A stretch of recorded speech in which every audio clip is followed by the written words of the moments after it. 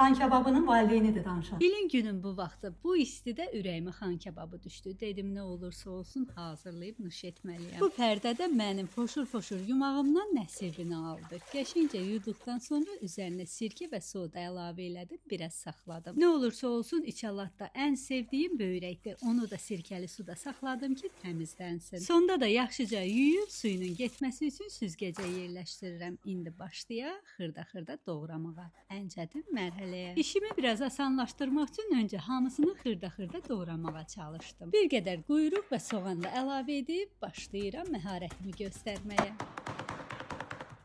Öz aramızda qolu qüvvəli adam lazımdır bunu eləməyə. Hamısını elə bilirəm ki, qəşəng-qəşəng xırdaladım. Ardınca bura xüsusi hazırladığım duzlu ədvalı qarışımı, zirinc və qırmızı qəval turşusu əlavə edib yaxşı-yaxşı qarışdırıb soyuducuya yolladım. Yarım saat sonra içliyi çıxarıb pərdəni kəsib xırdalamadan elə bütöv halda içərisinə yerləşdirib bükürəm. Sonra isə soba listinə yerləşdirirəm. Özü də görün necə. Mənim kimi kreativ xan kababı bişirər, gözünüzə dəyməsin.